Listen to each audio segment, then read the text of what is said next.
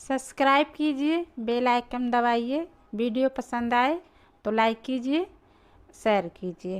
पहुंचे हैं, स्त्री ने ही डांट दिया, कहा आस्ति कर्म मम देह तामे ऐसी प्रीत ऐसी जो रघुनाथ में होत न तो भई। हे स्वामी, मेरी हाड़ मांस के शरीर पर आपका इतना बड़ा प्रेम, आधी रात को इतना रिस्क लेते हुए, मौत से खेलते हुए, गंगा में यमुना में बाढ़ आई हुई है और आप कैसे कैसे पार कर गए। मल्लाह थे नहीं, मल्लाह घर चले गए। अरे कहा मुर्गा पर चढ़कर, मुर्गा पर चढ़कर तो कहा यहाँ कैसे। अरे कहा तो साफ रस, मैंने सोचा रस्सी है बस ऐसे।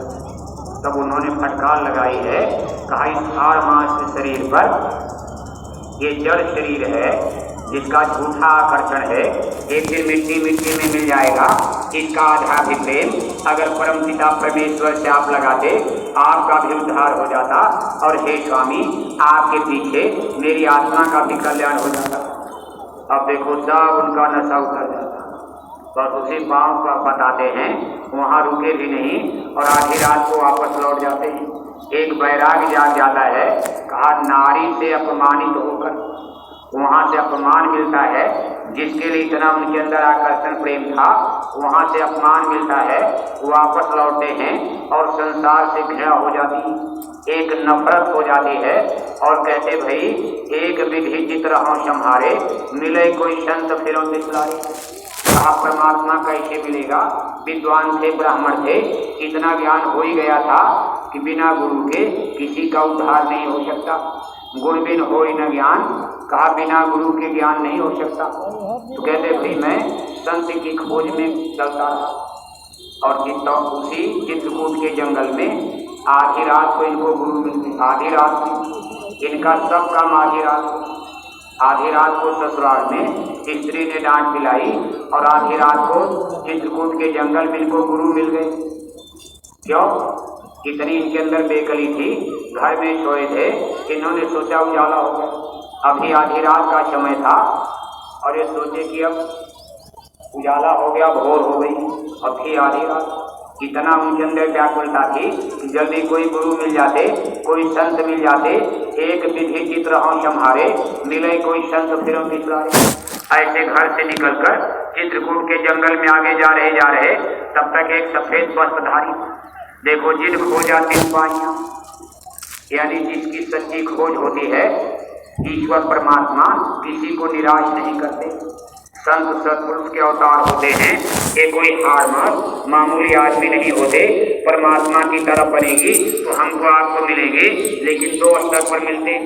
पहले स्तर पर हाड़ मास के मनुष्य शरीर में मिलते और अपने आध्यात्मिक स्तर पर वो तो हमको आपको जैसे जैसे ऊपर चलोगे मिलते जाएंगे। सतलोक चलोगे, सतपुरुष भगवान के रूप में मिलेंगे, लेकिन इस मृत्युलोक में परमात्मा मिलते हैं तो मनुष्य के रूप में मिलते हैं। कहा सत्य पुरुष ने धारा रूपा, संत स्वरूप भय जब भूखा, हुकुम दिया अब करते ऐसा, भक्ति बिना को करना कैसा।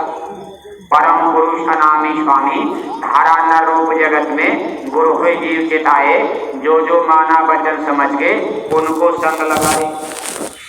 का भाई मौला आदमी बनाया और अपना भेद उसने खुद का, तो उनको मनुष्य समझते थे और हम आप उनको बहुत मान लिया तो गुरु यानी मास्टर मान लिया। लेकिन आगे कहते हैं कि भाई ये भेद खत्म कर दो।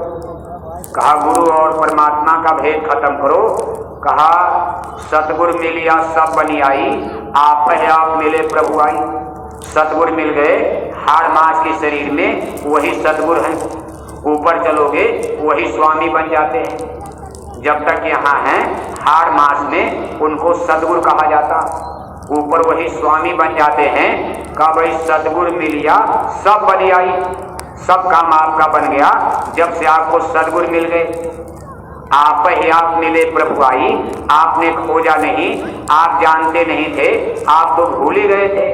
माया के देश में आप तो उनको भूल गए थे, लेकिन उन्होंने खुद आपको खोजा, खुद आपको पकड़ा और अपना थोड़ा बहुत परिचय दिया। सीधे तो कहेंगे नहीं कि मैं परमात्मा हूँ, मैं सत्पुरुष हूँ, क्योंकि कोई भरोसा नहीं करेगा। ये आदमी अपने को भगवान कह रहे हैं, आप ही भड़क जाओगे। फिर भी दुनिया भड़कती है। ये लोग गुरु जी, गुरु को भगवान क्यों कहा जाता है, जबकि अनादिकाल से कहा जाता है गुरुर् ब्रह्मा गुरुर् विष्णु।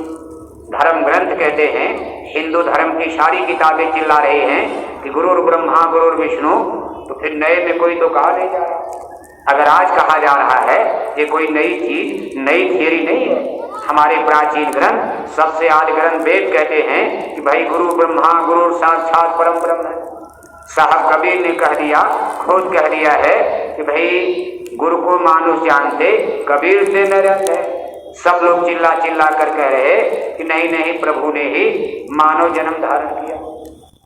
देखो एक बड़ा सुंदर दृष्टांत आता है, ये द्वापर युग का दृष्टांत है। द्वापर युग में साहब कबीर संत रूप में, लेकिन तब गुप्त रहे। उस समय ये करुणामय नाम से प्रकट हुए और रानी इंदुमती को उनके महल में जाकर इन्होंने नामदान दिया, नाम का भेद बताया। उस समय तो काल प्रहर चल रहा था, द्वापर युग में कृष्णावतार हुआ था और ये सब लोग काल अवतार थे। उनका योग चल रहा था, अपनी पूजा सब विधि गाई, कभी अपनी अपनी पूजा, और सतपुरुष भगवान का सच्ची पूजा का भेद इन दिनों में काल ब्रह्म पुरुष ने गुप्त करवा दिया था। इसलिए संतों को गुप्त रूप से प्रकट होना पड़ा और गुप्त रूप से अपना काम करते रहे। प्रकट कलयुग में हुए हैं जब उन्होंने वरदान मांग लिया था, क्या आप हमको वरदान दे दीजिए कि सतयुग त्रेता द्वापर माही, तीनों युग युग छोड़े जाही, चौथा युग जब कलयुग आए तब हम आपन अंश पठाई। 3 युग सतयुग त्रेता द्वापर, जिसमें समय भी ज्यादा और आदमी कुछ अच्छे भी थे, चरित्र वाले धर्मात्मा थे। ये 3 युग जो है काल ने अपने हिस्से दे दिया। ये कब की घटना है, जब जीव यहाँ फंसे थे और वहां से मौज हुई, ज्ञानी बेग जाओ संसारा, सब जीवन का करो उबारा, अरे भाई जल्दी जाओ। और एक काल ब्रह्म पुरुष ने जीवों को फंसा दिया। तब उन्होंने वरदान मांगा था, हमको वरदान देते जाइए, हमारी नगरी आप उजाड़ेंगे नहीं। पहला वरदान ये दीजिए, एक वरदान में तो हमको आपको दे